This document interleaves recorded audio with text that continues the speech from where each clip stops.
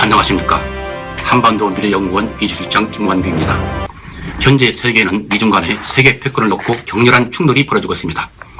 오늘 이 시간에는 냉전 종식 이후 비교적 안정을 이루었던 양국 관계가 현재의 패권 경쟁을 벌이는 관계로 발전하기까지 양국 세계 전략이 어떻게 생성되어 변해왔고 또 그 변화에 따라 양국이 어떻게 충돌하고 있는지 그리고 앞으로 어떻게 될지를 그 목자에 따라 짚어보고 그에 대해 우리는 어떻게 대응해야 할지를 살펴보는 시간을 갖도록 하겠습니다. 먼저 냉전 종식 이후 미중 양국은 상대방의 권리와 이익을 인정하여 세력 균형을 통한 양국 관계 안정을 이루는 것이 상호 이익이라는 냉전시대의 신적 구상을 바탕으로 상호 신념과 가치를 균형하면서 안정적 영내의 질서를 유지해왔습니다.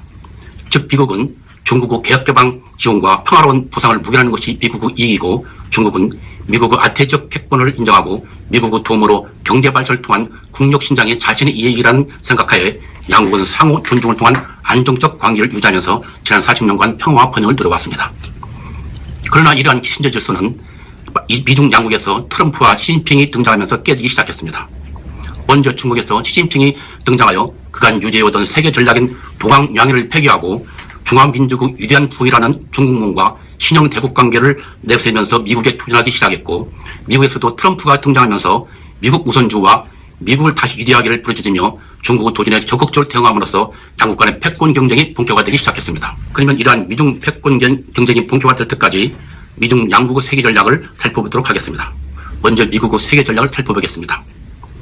냉전시대에 미국의 국가 목표는 소련과 냉전에서 승리하는 것이었고 키신저의 세력 균형 전략에 따라 중국과 수교하여 소련을 봉쇄하고 억제하는 전략을 추진함으로써 마침내 소련을 붕괴시키고 냉전에서 승리를 거두었습니다.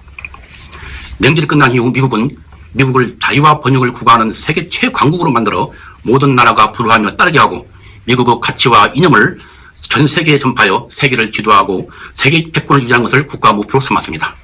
이는 레이건 대통령이 1982년 추수감사절 연설에서 미국은 하나님이 선택한 특별한 나라는 미국의 주와 미국의 가치와 이념을 세계에 전파하는 것이 하나님이 미국에 주신 사명이라는 명백한 운명이라는 전통적인 건국 이념을 강조하고 1989년 대통령직을 떠나고 실시한 고별사에서 성경 말씀을 원용하여 미국을 언덕이 빛나는 도시로 만든 것을 당부한 데서 비롯되었으며 이러한 국가 목표는 역대 정부에 의해서 개성되었습니다. 그리고 이러한 목표를 달성하기 위해 미국은 레이건의 사상에 따라 미국의 가치와 규칙을 확산시키기 위해 해외에 적극 개입하여 자유주의를 확산시키는 자유 패권 전략을 적극 추진하여 왔습니다. 따라서 아버지 부시 정부 때는 냉전 종식 이후 새로운 세계 질서는 미국이 주도하는 자유주의 국제 질서임을 선포하였고 클린턴 정부 때는 막강한 군사력으로 안보를 확보하고 미국의 경제 번영과 민주주의를 확산하는 관여와 확대 정책을 추진하면서 코소보전 등 각종 지역 분쟁에 개입하였고 미국의 사활적 이익이 걸린 아태 지역에서는 미군 10만 명을 전진 배치시키는 전진 배치 전략을 추진하여 왔습니다. 이후부터 관여와 확대 정책 및 전진 배치 전략이 미국의 군사 안보 전략으로 자리를 잡게 되었습니다. 아들 부시 정부 때는 9.11 테러 및 대량 살상 무기 위협 제거를 목표로 삼고 이를 위해 선제 공격 불사, 반터의 국제연대 구축 등 미국 중심의 국제 질서 창출에 진력하여 왔습니다. 그리고 이를 위한 구체적 전략으로서 해외 군사 준비 태세 검토, 전략적 유연성, 의제 연합 등을 추진하였고 이러한 전략들은 오바마 정부에서 그대로 개선되었습니다. 한편 이 시대 미국의 대중 정치를 살펴보면 중국의 개혁 개방과 경제 성장을 지원하는 것이 중국을 자유화시키고 민주화시키는 진흙이라는 그 믿음하에 중국을 적극 지원하고 중국을 미국 주도 국제 질서에 통합시켜 미국에 협력하는 전략적 동반자로 유도한다는 건설적 관여 정책을 적극 추진해 왔습니다. 그러나 한편으로는 중국이 아태 지역에서 강대국으로 부상하는 것을 견제하는 것도 게을리하지 않았는데 대표적 예로 아들 부시 정부가 2007년 5월 미국, 일본, 호주, 인도 등과 4자 전략적 군사 동반자 협정을 체결한 것을 들 수 있으며 또한 오바마 정부가 2020년까지 해군력 60%를 아태 지역에 배치하겠다는 계획을 발표하는 데서 보듯이 중동에서 대테러전으로 관심을 소홀히 했던 아태 지역에 다시 돌아오는 아시아 재균형 정책을 추진한 것을 들 수 있습니다. 그러나 이러한 미국의 세계 전략과 대중 정책들은 트럼프가 집권하면서 바뀌게 됩니다. 이러한 변화의 배경에는 두 가지 요인이 작용하는데 우선 미국인들의 정서 변화입니다. 그동안 누적된 신자유주의 적폐와 세계 금융위기로 빈부 양극화가 심화되고 미국의 전방위적 해외 개입으로 끊임없는 전쟁에 대한 피로감이 누적되면서 미국인들은 세계화를 거부하고 해외 개입을 반대하는 고립주와 보호주를 갈망하게 됩니다. 또한 대외적으로는 미국의 대처리전에 국력을 집중하는 동안 중국과 러시아 등의 신장된 국력을 배경으로 미국이 떠난 자리의 힘의 공백을 노리고 지역 패권에 도전하면서 강대국 정치가 부활하게 된 것을 들 수가 있습니다. 이러한 미국인들의 변화된 정서를 배경으로 미국 우선주를 내걸어 대통령에 당선된 트럼프는 그동안 역대 정부가 취해온 민주주의 확산과 인권, 자유무역 등 미국의 전통적 가치를 전파하는 자유주의 패권 전략을 폐기하고 대신에 미국의 이익 보호를 우선시하고 이를 통해 패권을 유지한다는 반자유주의 패권 전략을 추진하게 됩니다. 이에 따라 전방위 해외 개입과 자유무역, 다자주의는 선별적 개입과 보호주와 양자주의로 변하게 됩니다. 이는 해외 개입에 들어가는 돈을 국내 건설과 복지에 돌려 자유민주주의와 경제적 번영을 이루는 위대한 미국을 재건하는 것을 목표로 하고 있습니다. 또한 군사안보 전략은 전진 배치 전략에서 역외 균형 전략으로 바뀌게 됩니다. 즉, 지역에 대한 직접 개입을 삼가고 해당 지역 국가들로 하여금 상호 세력 균형을 유지하여 영내 패권국의 등장을 차단하되 영내 국가들이 지역 패권국 등장을 막을 힘이 없으면 미국이 개입하여 영내 세력 균형을 유지하여 패권 국가의 등장을 차단하는 선별적 개입을 한다는 것입니다. 이러한 미국의 세계 전략 변화는 끊임없는 전쟁을 종식하고 국제적 의무를 감수하겠다는 것으로 이는 시리아, 아프간 내 미군 철수, 기후변화 방지를 위한 교토의정서 서명 거부, 환태평양 경제 동반자 협정 탈퇴 등 해외 미군 철수와 다자주의 협정을 탈퇴하는 것으로 나타납니다. 또한 대륙 정책도 바뀌게 되는데 중국을 인도태평양 지역에서 미국 주도 질서에 도전하는 수정 국가이자 경쟁 국가로서 미국을 위협하는 국가로 규정하고 동아시아에서 중국을 견제할 능력이 있는 국가가 없는 현실을 감안하여 미국이 직접 개입하여 영내 세력 균형을 이루어 중국을 견제하는 역외 균형 전략을 추진하고 있습니다. 이는 에스퍼 국방장관이 작년 10월 미국 국방 전략의 최우선순위는 중국이며 다른 지역에서 미국을 철수시켜 그 여력을 중국 견제에 집중해야 한다고 말한 데서 잘 나타나고 있습니다. 다음은 중국의 세계 전략을 살펴보도록 하겠습니다. 개혁개방 이후 등소평은 천안문 사태가 일어나자 이를 미국이 중국을 전복시키는 음모로 생각하고 이에 대한 대응책으로 냉정 관찰, 온조 진각, 침착 운부, 도광양해, 요소자기 등 20자 방침을 하달하였습니다. 그 이후 20자 방침에서 요소자기를 빼고 대신 선어 수출, 절부 당도 등을 집어넣어 24자 방침을 하달했고 또 그 외에 불동맹, 불쟁패, 내정 불간섭, 불당보 등 사불 정책을 하달했는데 이후 도광양해와 사불 정책이 중국의 대전략 기조가 되었습니다. 도광양해란 미국의 맞서기는 아직 힘이 부족하니 미국을 이길 수 있는 날이 오기까지 자세를 낮추고 실력을 배양하라는 것이었습니다. 그러나 시진핑이 집권하자 국정 목표를 중화민족의 위대한 부흥으로 설정하고 이를 중국몽, 즉 중국의 꿈으로 규정하였습니다. 그리고 중국은 글로벌 표준이 아닌 중국 표준에 의해서 실현돼야 한다고 못 박음으로써 미국 주도 질서 대신 중화 질서를 구축하겠다는 속내를 드러냈습니다. 그리고 대전략으로는 그간 유지했던 도광양해를 폐기하고 대신 해야 할 일을 주도적으로 한다는 주동자기와 분발해서 성과를 내달라는 분발위를 내세워 중국목 실현을 적극 추진해 나갈 것을 분명히 하였습니다. 시진핑은 중국 실현을 위해 여러 가지 정책을 추진하고 있는데 우선 먼저 1대1로와 16명 공동체 건설을 들썩했습니다. 1대1로는 신실크로드 경제벨트와 21세기 해상 시클로드로 구성되어 있는데 이는 아태 지역에서 유럽, 아프리카에 이르기까지 대륙과 해양에서 거대한 중국 주도 경제권을 건설하겠다는 것이며 165명 공동체란 상호 존중과 평등, 정의, 상생 협력에 기반하고 대륙보다는 대화를 통해 문제를 해결하는 새로운 글로벌 가버넌스 체제를 건설하겠다는 것을 말하며 또한 1대1로가 165명 공동체 건설을 기대라고 선언을 하였습니다. 결론적으로 말하면 아시아 태평양에서 유럽, 아프리카 이르기까지 미국 주도 현 질서를 변경하여 중국의 규칙과 규범이 표준이 되는 중국 주도의 인류 운명 공동체라는 옷을 입은 중화 질서권을 구축하겠다는 것을 의미한다고 할 수 있겠습니다. 그 다음 중국은 남중국해의 내해화를 추진하고 있습니다.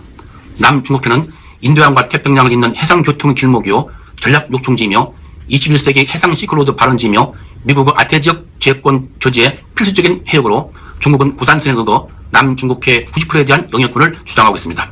또한 중국은 남중국해 내 7개 암초에 인공섬을 건설하여 군사 기조를 하고 있고 서사군도와 남사군도를 하이난성 샨샤시의 행정구역에 편입하는 등 남중국에 대한 영유권을 주장할 수 있는 근거를 강화하고 있습니다.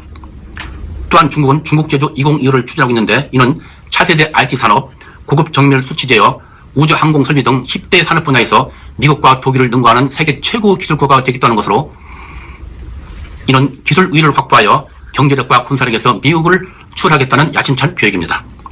한편 시진핑은 대미 정책을 살펴보면 시진핑은 2014년 미국 방문 시 오바마 대통령에게 신형 대국 관계를 제언하였습니다.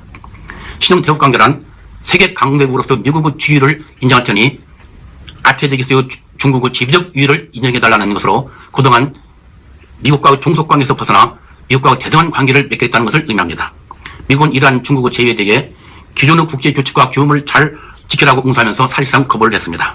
다음은 미중 양국의 세계 전략 변화가 가져온 양국 간 충돌 실태를 살펴보도록 하겠습니다. 지금 미중 양국은 지정학 전쟁, 무역 전쟁, 기술 전쟁, 금융 전쟁, 그리고 최근 코로나19 이후 국제 질서 주도 경쟁을 벌이고 있는데 이에 대해서 하나씩 살펴보도록 하겠습니다. 먼저 지정학 경쟁입니다. 중국이 1대1과 인류 운명 공동체 건설을 추진하자 미국은 이를 견제하기 위해 인도태평양 구상을 추진하고 있습니다. 인도태평양 구상은 2017년 10월 당시 국무장관이었던 틸슨 장관이 처음 제안한 이래 트럼프 대통령이 미, 일, 인도, 호주 4개국이 협력하여 자유와 번영의 인도양 태평양을 건설했다는 자유롭고 열린 인도태평양 비전을 발표함으로써 확정되었습니다. 미국은 인도태평양 구상 실현을 위해 먼저 태평양 사령부를 인도태평양 사령부로 개명을 하고 이어서 동남중국에서의 항행 자유작전 실시, 동남아 국가들과의 안보 동반자 관계 수립, 영내 미군 질 제고를 위한 매년 15억 불 이상 예산 투입 등을 내용하는 아시아 지원보장법을 마련하는 등 인도태평양 구상을 적극 추진하고 있습니다. 결론적으로 미국은 인도 서해안에서 미국 서부해안에 이르기까지 미국, 일본, 호주, 인도 등을 비롯하여 한국, 대만, 싱가포르, 베트남, 인도네시아, 말레이시아 등 부상하는 아시아 주변지대 그리고 네팔, 몽고 등 아시아 내륙지대를 한때 묶어 막대한 경제력과 안보력을 가진 단일의 통합된 진학적 협력체를 건설하여 중국의 1대1로와 인류 운영 공동체를 견제해 나간다는 구상입니다. 다음은 무역전쟁입니다. 무역전쟁은 표면적으로 미국의 대중적자 폭증에 비롯한 것으로 보이나 이면적으로는 구매력 평가 수준에서 중국 GDP의 미국 추월, 중국의 아시아 인프라 투자은행 설립, 유한화의 특별 인축권 편입 등 중국이 미국의 세계 경제 지배체제에 도전하고 있다는 이기의지에서 비롯된 것입니다. 2018년 3월 미국이 500억 달러 규모 중국 제품에 25% 관세를 부과하고 그 다음 날 중국이 그 보복으로 30억 달러 규모 미국 제품에 관세를 부과함으로써 무역전쟁은 시작되었습니다. 그 이후 양국은 주고받기식 관세 전쟁을 전개하다가 지난 1월 15일 미국이 중국 상품에 대한 관세 부과를 보류하고 대신 중국은 향후 2년간 2천억 불 규모 미국 제품을 구매하고 또한 미국의 지역권 보호 강화를 내용으로 하는 1단계 무역 하부화문을 체결함으로써 임시 휴전에 들어갔습니다. 그러나 국가보조금 지급 철폐 등 중국 경제 구조적 변화를 요구하는 2단계 협상이 과제로 남아있습니다. 또한 미중 양국은 기술 전쟁을 벌이고 있는데 중국은 해외과학기술 인재를 국내로 유치하는 천인계획, 중국제조 2025, 국민융합 전략 수립, 광동성, 홍콩, 마카오 지역을 한때 묶어 미국의 실리콘밸리를 능가하는 첨단 산업단지로 만들겠다는 외강 아웃단지 계획을 추진하고 있습니다. 이에 대해 미국은 2018년 뉴욕 대표부가 중국이 특허권 침해, 불공정 계약 등을 통해 미국의 지배권을 도둑질하고 있다는 내용의 보고서를 발표한 이래 FBI, CIA 등 정보기관장들이 중국이 미국의 기술을 훔치기 위해 전방위적 스파 활동을 전개하고 있으며 특히 대규모 해킹을 하고 있다고 밝히면서 방첩 활동을 강화하고 있습니다. 그리고 국가안보에 중요한 기술 수출을 통제하고 국가안보에 위협을 줄 수 있는 중국 기업들의 미국 접근을 차단하는 수출통제 개혁법안과 2019년 회계년도 국방수권법을 제정하여 화웨이 등 중국의 천당 기업을 봉쇄하고 제재하는 등 중국과의 탈동정화라는 디지털 테러 장막을 치고 있습니다. 그리고 양국은 세계 금융 인프라 장악을 위한 금융 정쟁도 벌이고 있는데 중국은 2018년 8월 1달러당 7위안을 허용함으로써 미국의 환율 전쟁을 개시했습니다. 그러나 세계 제일 기축통화인 달러 체제를 이길 수 없다는 것을 깨닫고 디지털 유한화 패권 체제 구축을 추진하고 있습니다. 중국은 2016년 디지털 화폐 연구를 설립한 이후 디지털 화폐를 연구해 왔는데 지난 4월 15일부터 선전, 수저우, 숭안, 청도 등에서 디지털 화폐를 시험 통용하고 있습니다. 이에 대해 미국은 2019년 6월 페이스북 CEO 자커버그가 올해부터 디지털 화폐 리브라를 유통할 계획을 발표하는 등 양국은 현재 미래금융 인프라 구축 주도 경쟁을 벌이고 있습니다. 그리고 최근에는 미중 양국은 코로나19 이후 국제질서 주도 경쟁을 치열하게 벌이고 있습니다. 중국은 미국이 코로나19 확산으로 휘청거리는 사회를 틈타 미국을 대신하는 글로벌 리더로서 등극하기 위해 마스크 외교를 적극 전개하고 있습니다. 지난 3월 16일 시진핑은 이탈리아 총리에 전화하여 보건 실크로드 구축 의지를 표명한 이래 세계 각국의 의료 및 방역 물자를 지원해왔습니다. 4월 20일 현재 중국은 140개 국가 및 국제기구에 의료 및 방역 물자를 지원했으며 이를 국내에 대대적으로 보도하여 이러한 보도를 이용해서 중국의 사회주의 체제의 우월성과 시진핑의 지도력을 선전함으로써 시진핑의 지도력과 국가 이상 제고를 도모하고 있습니다. 이에 대해 미국은 코로나19 발언을 조사하면서 트럼프 대통령이 중국이 코로나19 발언에 고의적인 책임이 있다면 책임을 지한다며 중국 책임론을 주장하면서 코로나19는 일본의 진주만 공습이나 9.11 테러보다 더 나쁜 공격이라고 비난한 등 반중 정서 확산 및 국제 연대를 통한 중국 고립화를 추진하고 있습니다. 코로나19 중국 책임론에 대해 마크롱 프랑스 대통령, 메르켈 독일 총리, 호주 등이 동조하면서 국제조사를 중국에 요구하고 있습니다. 마지막으로 미중 간 폐병 경쟁이 앞으로 어떻게 될지 전망을 해보겠습니다. 먼저 코로나19 예상되는 국제 질서를 개관해보면 지경강이 귀환할 것으로 보입니다. 이번 코로나19 사태를 겪으면서 한 국가의 공급 사슬망을 과다 의존한 것이 얼마나 국가안보에 위협이 되는지 절실히 깨달은 국제사회는 잠재적 적국과 경제관계 분리를 적극 추진할 것으로 보입니다. 이에 따라 전면적 세계화 시대가 선별적 세계화, 지역화로 전환되면서 본국주한 즉 리쇼어링이 가속화될 것으로 전망됩니다. 그리고 국제사회 코로나19 공동 대응이 이루어지지 않고 있는 점을 감안할 때 민족주의와 자국 우선주의가 강화되면서 각자 도생 시대가 도래할 것으로 예상됩니다. 이러한 가운데 미중 간 패권 경쟁은 더욱 강화될 것으로 보입니다. 중국은 대내적으로 샤광 사회 실현에 매진하면서 대외적으로는 마스크 외교와 남중국해 장악 강화를 통해 코로나19 이후 국제질서 재편을 기회로 활용하여 글로벌 지도부로서의 부상을 적극 추진해 나갈 것으로 보입니다. 그러나 코로나19 책임론에 따른 국제사회 내 반중 정서의 고조, 그리고 중국 인도의 시민의식 제고에 따른 반시진핑 정서 확산, 국내 수요 폭락과 서방 기업들의 탈동조화의 가속화, 금융체제 부실 등 이러한 문제점으로 중국 경제 조기 회복이 불투명하여 중국의 장래는 불확실성이 증폭된다고 전망할 수 있겠습니다. 미국 또한 코로나19 중국 책임론에 따른 반중 정서가 고조되면서 11월 대선 전국에 중국의 최대 이슈로 떠오르고 있습니다. 트럼프는 이러한 반중 정서를 배경으로 중국 경제의 외교 안보 역량을 집중해 나갈 것으로 보입니다. 미국은 코로나19 중국 책임론을 강조하면서 국제사회의 손해배상 청구 소송 및 코로나19 발언 공동조사 주도를 통해 중국은 마스크 외교를 견제해 나갈 것이며 또한 인도태평양에서 군사력을 강화하고 중국과의 탈동조화를 가속화해 나갈 것으로 보입니다. 그러나 코로나19 대응 실패 및 국제 지도력 단기, 경제 불황 조기 회복 불투명, 미국 우선주의에 따른 고립화 가속화 등으로 글로벌 지도국으로서의 신뢰를 상실하고 있어 미국의 시대는 끝났다는 평가가 대세를 이루고 있습니다. 특히 미국은 지난 4월 15일 괌주둔 전략폭격기 B-52기를 본토로 출시시켰는데 이는 아태 지역 내 요괴 군용 전략이 본격화될 것임을 시사하는 것으로 장기적으로는 미국이 아태 지역을 떠난다는 전략적 메시지라고 해석할 수 있을 것입니다. 그러면 우리는 어떻게 할 것인지 한번 살펴보도록 하겠습니다. 코로나19 이후 시대는 미중 양국의 퇴조함으로써 강대국 시대는 끝났고 지역주의 등장 및 실력 있는 중견국의 역할이 확대될 것으로 전망됩니다. 이에 따라 우리에게는 세계에 우뚝 설 수 있는 역사적 기회가 찾아오고 있다고 할 수 있겠습니다. 따라서 한국을 언덕 위의 빛나는 도시로 건설하는 것이 한국의 명백한 운명임을 깨닫고 이를 실현하기 위해 코로나19 대응에서 입증되었듯이 코로나19 이후 신질서를 선도할 수 있는 한국 모델을 창출하는 데 역량을 집중해야겠습니다. 이를 위해서는 자강을 바탕으로 국가 대전략을 대개조하는 것이 필요하다고 하겠습니다. 이상 발표를 마치겠습니다. 감사합니다.